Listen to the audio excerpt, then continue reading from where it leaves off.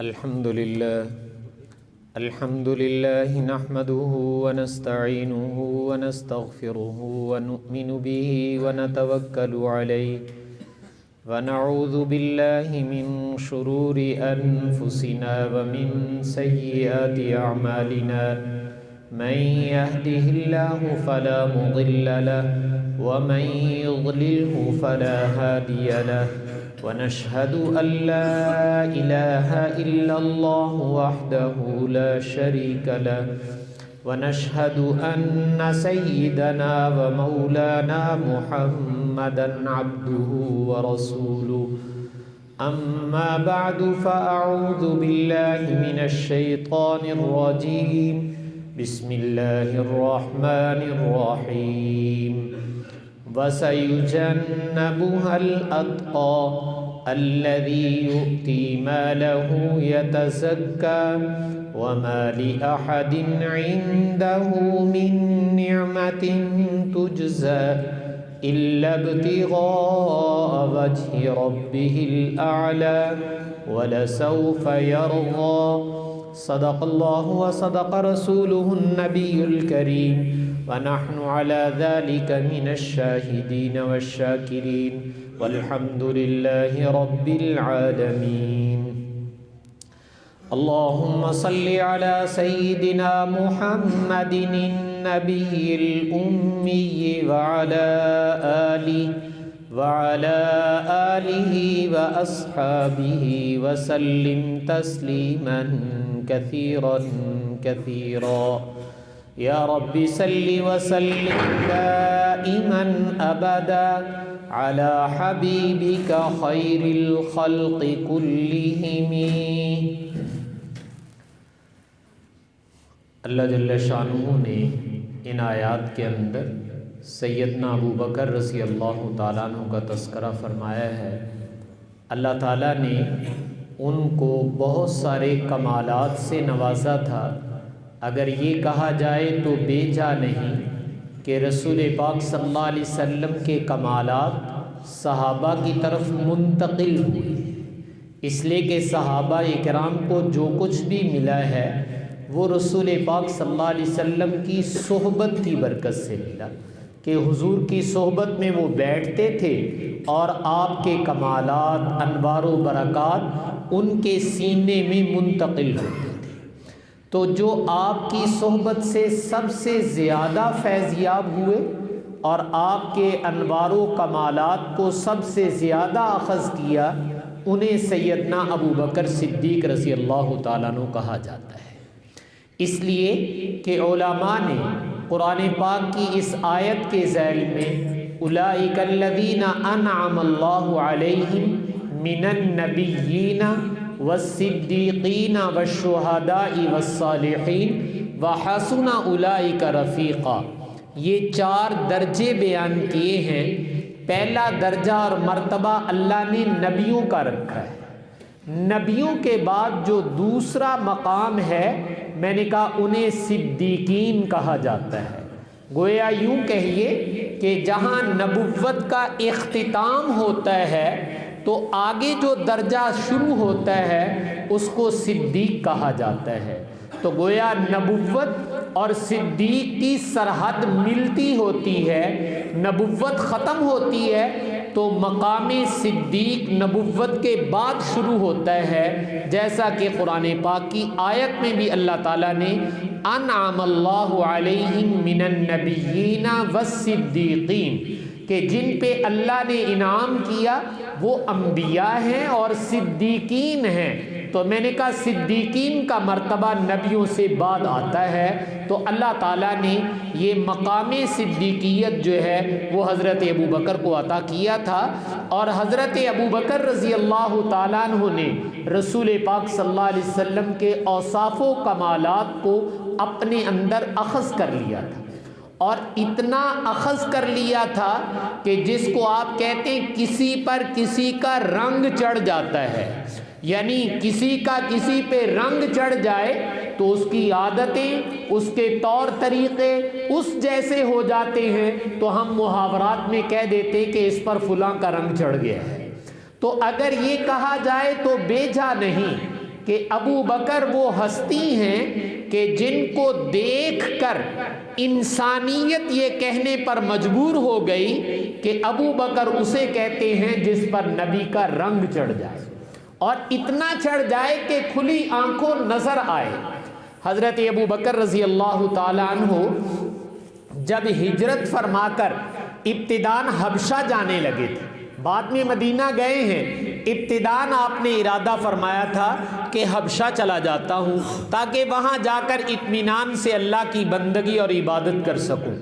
تو آپ جب ہجرت فرما کر جانے لگے اور مکے سے باہر نکلے ہیں تو مشرکین مکہ کا ایک سردار ابن الدغنہ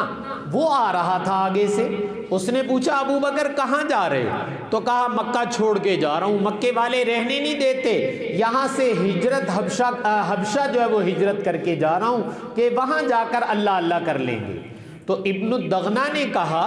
کہ ہم تو آپ کو نہیں جانے دیں گے، اس لیے کہ مکہ ایسے معزز لوگوں سے خالی ہو جائے یہ ممکن نہیں ہے۔ اور پھر اس نے حضرت ابو بکر کے بارے میں کچھ کلمات کہے ہیں کہ ابو بکر تم کیسے ہو؟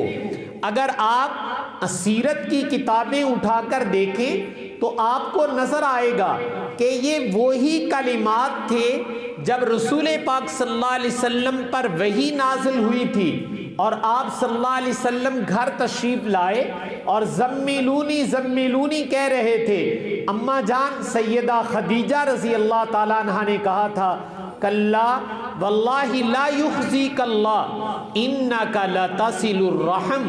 وتکسب المعدوم وتعین علی نوائب الحق۔ اے میرے حبیب اللہ آپ کو کبھی نہیں چھوڑ سکتا، آپ کی تو عادتیں بہت اچھی ہیں۔ آپ کی کیا عادتیں بیان کی؟ انک لتصل الرحم، کہ آپ رشتہ داروں کے حقوق ادا کرتے ہیں، صلہ رحمی کرنا جسے کہتے ہیں، یہ حضور کی صفت ہے جو اماں جان بیان کر رہی۔ وَتَقْسِبُ الْمَعْدُومِ، اگر کسی کے پاس کچھ نہیں ہے تو آپ خود کمائی کر کے اس کی مدد کرتے ہیں۔ وَتُعِينُ عَلَى نَوَائِبِ الْحَقِّ، کسی پر کوئی صحیح طریقے سے قرضہ کوئی مصیبت آ گئی تو آپ مصیبت کو دور کرنے کے لیے مدد کرتے ہیں۔ جو کلمات اماں جان نے رسول پاک صلی اللہ علیہ وسلم کے بارے میں کہے ہیں، ابو بکر چونکہ حضور کی معیت حضور کی صحبت میں رہے ہیں تو حضور کا یہ رنگ ابو بکر پر اتنا چڑھا کہ جب ابو بکر جا رہے ہیں ہجرت کر کے تو مشرکین کے سردار بھی یہ کہنے پر مجبور ہو گئے کہ ابو بکر تم نہ جاؤ، انک لتصل الرحم، اس لیے کہ تیرے اندر یہ صفت ہے کہ تو رشتہ داروں کے ساتھ صلہ رحمی کرتا ہے، تقسم المعدوم، تو بھی غریب اور ناداروں کی مدد کرتا ہے۔ جو اوصاف میں نے کہا سرور کونین صلی اللہ علیہ وسلم کے سیدہ خدیجہ نے بیان کیے تھے، وہی اوصاف ابو بکر کی ذات میں اتنے نمایاں تھے کہ مشرکین مکہ بھی اپنی زبان سے کہنے لگے کہ تیرے اندر تو یہ ساری تیرے نبی والی عادتیں پائی جاتی ہیں۔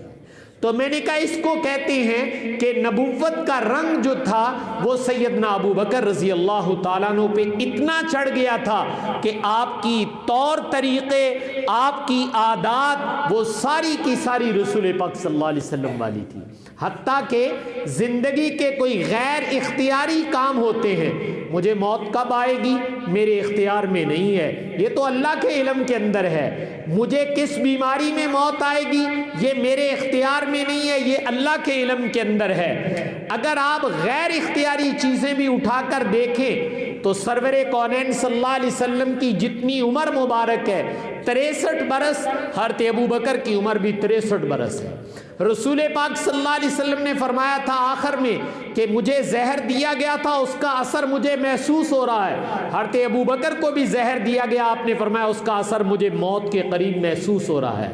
اور بعض ایسی چیزیں میں نے کہا جو غیر اختیاری تھیں، اللہ تعالیٰ نے حضرت ابو بکر کی اس مشابت کی بنیاد پر وہ غیر اختیاری چیزیں بھی جو نبی پاک صلی اللہ علیہ وسلم کو ملی وہ آپ کے خلیفہ اور جانشین اول کو اللہ تعالیٰ نے عطا فرما دی۔ تو میں عرض یہ کر رہا تھا کہ اللہ تعالیٰ نے حضور کے اوصاف و کمالات کا رنگ جو ہے وہ ابو بکر پر سب سے زیادہ چڑھایا تھا۔ اس آیت میں جو ذکر کیا گیا ہے، جس کو رسول پاک صلی اللہ علیہ وسلم نے فرمایا تھا انا اتقاکم للہ واخشاکم للہ، اے امت کے لوگوں میں تم میں سب سے زیادہ متقی ہوں اور تم میں سب سے زیادہ اللہ سے ڈرنے والا ہوں، میرے دل میں اللہ کا ڈر، خوف و خشیت سب سے زیادہ ہے، یہ آپ کا وصف ہے۔ لیکن قربان جائیں حضور کی صحبت کی برکت اور ابو بکر کا سینہ، اس نے اس صفت کو اپنے اندر اتنا جذب کیا کہ انبیاء کے بعد اگر اس امت کے بارے میں پوچھا جائے کہ بتاؤ اس امت کا سب سے بڑا متقی کون ہے، اس امت میں سب سے بڑے تقوی والا کون ہے، اگر یہ سوال کیا جائے تو اللہ تعالیٰ کہتے ہیں اس کا جواب ہم دیں گے، اس لیے کہ اس کا تعلق ہمارے ساتھ ہے۔ تقوی آپ نے اشارہ کر کے کہا تھا الہا ہونا، تقوی ادھر دل میں ہوتا ہے، وہ دل کی ایک کیفیت کا نام ہے، تو یہ تو اللہ ہی جانتے ہیں، میں اور آپ تو ایک دوسرے کی دل کو بات کو نہیں جان سکتے۔ تو میں نے کہا سرور کونین صلی اللہ علیہ وسلم کے بعد اس امت میں سب سے بڑے متقی، سب سے زیادہ تقوی والے کون ہیں، تو اللہ تعالیٰ کہتے اس کا اعلان ہم کرتے ہیں۔ اللہ تعالیٰ نے قرآن پاک کی اس آیت میں وَسَيُجَنَّبُهَا الْأَتْقَى الَّذِي يُؤْتِي مَالَهُ يَتَزَكَّى، یہ آیات سیدنا ابو بکر رضی اللہ تعالیٰ عنہ کی شان میں اللہ تعالیٰ نے بھیجی تھی۔ اس کا ایک واقعہ پس منظر ہے، تو اللہ تعالیٰ نے آپ کے متعلق کہا کہ جہنم سے دور رکھا جائے گا وہ شخص الاتقا جو اس امت میں سب سے زیادہ تقوی والا ہے۔ تو یہاں الاتقا کا مصداق میں نے عرض کیا سیدنا ابو بکر ہیں، تو اللہ تعالیٰ نے یہ گواہی دے دی کہ میرے نبی کا تقوی سب سے زیادہ امت میں سے جس کے دل میں منتقل ہوا ہے اس کو ابو بکر کہتے ہیں۔ تو ابو بکر نے رسول پاک صلی اللہ علیہ وسلم کی صفت تقوی یہ سب سے زیادہ اپنے دل میں لی تھی، اور میں نے کہا اس امت کا سب سے بڑا متقی جو ہے وہ ابو بکر ہے۔ اور دوسری آیت میں اللہ تعالیٰ یوں ارشاد فرماتے ہیں ان اکرمکم عند اللہ اتقاکم، کہ تم میں سب سے زیادہ عزت والا کون ہے، اللہ کے ہاں اونچا مرتبہ کس کا ہے، سارے ہی اونچے ہیں، لیکن سوال اگر یہ کیا جائے کہ سب سے اونچا مرتبہ کس کا ہے، تو اللہ تعالیٰ نے اس کا اعلان کرتے ہوئے فرمایا ان اکرمکم عند اللہ اتقاکم، تم میں سب سے زیادہ عزت والا، جو تم میں سب سے زیادہ تقوی والا ہوگا وہ اللہ کے نزدیک عزت والا ہوگا۔ علماء نے ان دونوں آیتوں کو جمع کر کے کہ سب سے زیادہ تقوی والا اللہ نے ابو بکر کو قرار دیا ہے، اور اللہ تعالیٰ نے یہ اعلان کیا ہے کہ جو سب سے زیادہ تقوی والا ہوگا عند اللہ، وہ اللہ کے نزدیک اکرمکم، تم میں سب سے زیادہ عزت والا بھی ہوگا۔ تو اللہ کے نزدیک میں نے کہا ان دونوں آیتوں کو ملانے سے پتہ چلتا ہے کہ امت میں سے سب سے اونچا مرتبہ اللہ تعالیٰ نے ابو بکر صدیق رضی اللہ تعالیٰ عنہ کو رکھا ہے، اس لیے کہ اللہ تعالیٰ نے حضرت ابو بکر کو رسول پاک صلی اللہ علیہ وسلم کی معیت، آپ کے ساتھ رہنا، تکالیف کا برداشت کرنا اور اپنی خدمات کا پیش کرنا، یہ سب سے زیادہ جس کے حصے میں آئے وہ سیدنا ابو بکر تھے۔ اسی لیے رسول پاک صلی اللہ علیہ وسلم نے اپنی وفات سے 5 دن پہلے، 5 دن کے بعد آپ دنیا سے پردہ فرما گئے تھے، آپ نے ایک شاندار خطبہ ارشاد فرمایا تھا جس میں آپ نے اس کا اظہار کیا تھا کہ مجھے سب سے زیادہ نفع جو دیا ہے وہ ابو بکر کے مال نے دیا ہے، اور میرے اوپر جس نے بھی کوئی احسان کیا میں نے اس کے احسان کا بدلہ دے دیا، لیکن ابو بکر کے احسانات اتنے ہیں کہ ان کا بدلہ اللہ تعالیٰ ہی قیامت والے دن عطا فرمائیں گے۔ اور پھر اس کے بعد آپ نے فرمایا تھا مسجد کی طرف بہت سارے لوگوں کی کھڑکیاں اور دروازے کھلتے تھے، آپ نے فرمایا تمام لوگ جو ادھر کو دروازے مسجد کی طرف کھول رکھے ہیں وہ سارے بند کر دو الا خوخۃ ابی بکر، لیکن ابو بکر کا دروازہ صرف کھلا رہے۔ اور پھر آپ صلی اللہ علیہ وسلم نے اپنی وفات سے چند دن پہلے بلا کر یہ کہہ دیا تھا کہ ابو بکر میری جگہ پر اب نماز تم پڑھاؤ گے۔ آپ نے خود اپنے مصلی کا وارث بنایا، اور سیدنا علی رضی اللہ تعالیٰ عنہ شیر خدا یہ فرمایا کرتے تھے کہ جس کو ہمارے نبی نے ہمارے دین کا رہنما بنا دیا تھا، ہمارا امام بنا دیا تھا، ہم نے اسی کو اپنی دنیا کا بھی امام بنایا، اپنا خلیفہ بھی اسی کو چنا جس کو حضور نے اپنے مصلی کا وارث بنا دیا تھا۔ تو میں نے کہا رسول پاک صلی اللہ علیہ وسلم کی صفت تقوی جو ہے یہ سب سے زیادہ حضرت ابوبکر کی طرف منتقل ہوئی ہے۔ اسی طریقے سے آپ صلی اللہ علیہ وسلم کی ایک صفت اور ہے جس کو قرآن نے بیان کیا ہے، وہ یہ لَقَدْ جَاءَكُمْ رَسُولٌ مِّنْ أَنفُسِكُمْ عَزِيزٌ عَلَيْهِ مَا عَنِتُّمْ حَرِيصٌ عَلَيْكُمْ بِالْمُؤْمِنِينَ رَءُوفٌ الرَّحِيمٌ، کہ تمہیں جو نبی دیے ہیں ایمان والو وہ تمہارے حق میں رؤوف بھی ہیں اور رحیم بھی ہیں۔ آپ کی صفت رحمت کا تذکرہ کیا گیا ہے کہ اللہ تعالیٰ نے آپ کو رؤوف الرحیم بنا کر بھیجا تھا، اور ایمان والوں کے حق میں سب سے زیادہ شفقت اور سب سے زیادہ رحمت وہ سرور کونین صلی اللہ علیہ وسلم کے سینہ اقدس میں تھی۔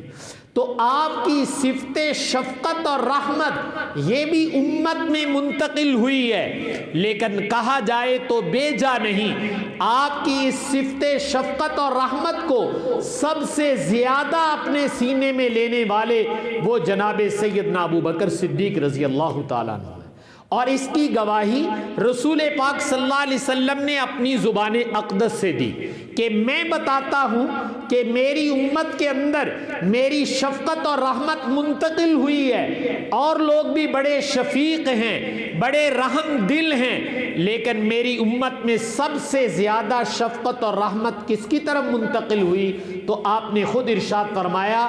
ارحم امتی بی امتی ابو بکر، میری امت میں سب سے زیادہ رحم دل انسان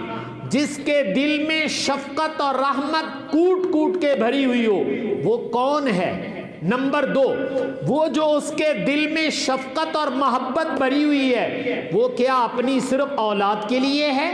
کیا اپنے خاندان کے لیے ہے؟ فرمایا نہیں، میں یہ بھی بتا دوں کہ اس کے دل میں جو شفقت اور محبت رحمت کوٹ کوٹ کے بھری ہوئی ہے وہ میری امت کے متعلق ہے۔ تو آپ نے یہ تاریخی جملہ ارشاد فرمایا ارحم امتی بی امتی ابو بکر، میری امت میں سب سے زیادہ رحم دل اور میری امت کے بارے میں رحم دل، جن کی رحم دلی پوری امت کے لیے تھی، فرمایا کہ یہ سب سے زیادہ رحم دلی اللہ تعالیٰ نے میرے دل سے ابو بکر کے دل میں منتقل کی ہے۔ تو میں نے کہا آپ کی صفت تقوی بھی ادھر گئی، آپ کی صفت رحمت بھی ادھر گئی کہ آپ نے رسول پاک صلی اللہ علیہ وسلم کی صفت رحمت کو بھی اخذ کیا، اور اتنا اخذ کیا کہ جدھر سے منتقل ہوئی تھی وہ خود بول کر بتا رہے امت کے لوگوں کو کہ میری امت کے لوگوں، میری امت میں سب سے زیادہ رحم دل انسان ابو بکر ہیں، اور یہ رحم دلی بھی میری امت کے حق کے اندر ہے کہ پوری امت پر وہ شفیق ہوں گے۔ تو یہ صفت رحمت کا رنگ بھی ابو بکر پر چڑھا ہے۔ اسی طریقے سے اللہ تعالیٰ نے رسول پاک صلی اللہ علیہ وسلم کو جو احساس ذمہ داری عطا کیا تھا، جب آپ نبی بنائے گئے ہیں تو جب آپ گھر پہنچے ہیں تو آپ کی ایک عجیب کیفیت تھی۔ یہ جو عجیب کیفیت تھی اس کی ایک وجہ یہ تھی کہ آج قیامت تک آنے والی انسانیت کا بوجھ آپ صلی اللہ علیہ وسلم کے کندھوں پہ ڈال دیا گیا تھا کہ اب قیامت تک آنے والی انسانیت آپ کی امت ہے، پیغام آپ نے پہنچانا ہے، اس کا بندوبست کیجئے۔ تو یقیناً یہ ایک بہت بڑا بوجھ تھا، ذمہ داری تھی انسانیت کی، اس کی وجہ سے آپ کی طبیعت پر اثر تھا۔ اور اللہ تعالیٰ نے آپ کی ذمہ داری کو بیان کرتے ہوئے کہ آپ میں احساس ذمہ داری کتنا ہے، اپنے فرائض کی ادائیگی اس کا احساس کتنا ہے، کہ اللہ تعالیٰ خود قرآن شریف میں ارشاد فرماتے ہیں فَلَعَلَّكَ بَاخِعٌ نَفْسَكَ عَلَىٰ آثَارِهِمْ إِن لَّمْ يُؤْمِنُوا بِهَٰذَا الْحَدِيثِ أَسَفًا۔ میرے حبیب ہمیں تو یوں لگتا ہے کہ اگر یہ لوگ ایمان نہ لائے، انہوں نے بات نہ مانی، تو آپ افسردگی میں، آپ غمزدگی میں اپنی جان کو ہلاک کر لیں گے، آپ اپنے آپ کو پگھلا کے رکھ دیں گے کہ یہ لوگ ایمان کیوں نہیں لاتے، ان کے ایمان نہ لانے کا آپ کو اتنا زیادہ غم ہے۔ تو میں نے کہا اللہ تعالیٰ کو تسلی دینی پڑی، بس آپ کے ذمے پہنچا دینا ہے، باقی مانے نہ مانے آپ کو اتنا غم کرنے کی ضرورت نہیں ہے۔ یہ احساس ذمہ داری تھا کہ جو دین لے کر آیا ہوں وہ دنیا میں سربلند ہونا چاہیے اور انسانیت اس کے اوپر آ جانی چاہیے۔ جب رسول پاک صلی اللہ علیہ وسلم نے دنیا سے پردہ فرمایا تو آپ کے پردہ فرمانے کے بعد بعض جھوٹے نبی جنہوں نے جھوٹی نبوتوں کے دعوے کیے تھے، حالانکہ رسول پاک صلی اللہ علیہ وسلم اللہ کے آخری نبی ہیں، اللہ کے نبی خود کہہ رہے ہیں انا خاتم النبیین لا نبی بعدی، کہ میں اللہ کا آخری نبی ہوں، میرے بعد قیامت تک کوئی نبی نہیں آئے گا۔ تو مسیلمہ کذاب، اسود عنسی اور لوگ کھڑے ہو گئے اور انہوں نے جھوٹی نبوت کے دعوے کر دیے، اور بعض لوگوں نے زکوٰۃ کے دینے سے انکار کر دیا۔ عجیب قسم کے فتنے کھڑے ہو گئے اور ہر طرف ارتداد کی ایک فضا بننے لگی۔ رسول پاک صلی اللہ علیہ وسلم نے اپنی وفات سے پہلے ایک لشکر تیار کیا تھا جس کے امیر حضرت اسامہ بن زید رضی اللہ تعالیٰ عنہ تھے، اور آپ نے فرمایا تھا کہ میرے بعد ان کو روانہ کر دینا۔ تو رسول پاک صلی اللہ علیہ وسلم جب دنیا سے پردہ فرما گئے تو آپ نے حضرت اسامہ کے لشکر کو روانہ کرنا چاہا۔ حضرت عمر، حضرت علی رضی اللہ تعالیٰ عنہما جو جوان مرد صحابہ میں سے ہیں وہ آئے اور آ کر کہا امیر المومنین خلیفۃ الرسول اس وقت ان کو مدینے میں رہنے دیں، باہر جو ہے ارتداد کی فضا ہے، مدینہ خالی نہیں ہونا چاہیے، اس کی حفاظت کے لیے یہاں رہیں۔ تو آپ نے حضرت عمر رضی اللہ عنہ کے سینے پہ ہاتھ مارا اور ایک جملہ ارشاد فرمایا اجبار فی الجاہلیہ وخوار فی الاسلام، جب تم زمانہ جاہلیت میں تھے تو بڑے بہادر بنتے تھے اور اب اسلام میں آ گئے ہو تو بزدلی دکھاتے ہو۔ اور آپ نے کہا تھا کہ اگر آسمان سے کوے، چیلیں، گدھ وہ ابو بکر کا گوشت نوچ کے لے جائیں یہ تو ہو سکتا ہے، لیکن جس لشکر کو میرے نبی نے روانہ کیا میں اس کو نہیں روکوں گا، اس کو بھیجوں گا، بھلے پورا مدینہ خالی ہو جائے۔ اور خود اپنی سواری پر سوار ہو کر نکلے تو سیدنا علی رضی اللہ تعالیٰ عنہ سامنے آ گئے، عرض کیا خلیفۃ الرسول ہم آپ کو نہیں روکتے لیکن آپ تو کم از کم ادھر رہیں اور لشکر کو آپ بھیج دیں۔ اور اس وقت آپ نے دو جملے کہے تھے، ایک تو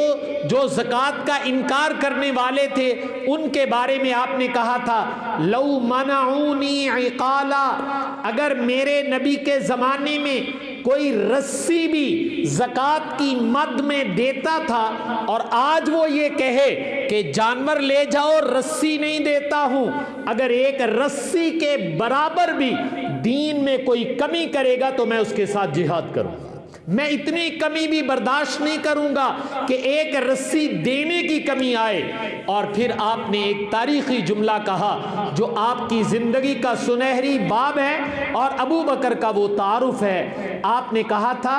اَيَنْقُصُ الدِّينَ وَأَنَا حَيٌّ، یہ ممکن نہیں ہے کہ میرے نبی کے لائے ہوئے دین میں رتی برابر بھی کمی آ جائے اور ابو بکر دنیا میں زندہ رہے، یہ دو باتیں جمع نہیں ہو سکتی۔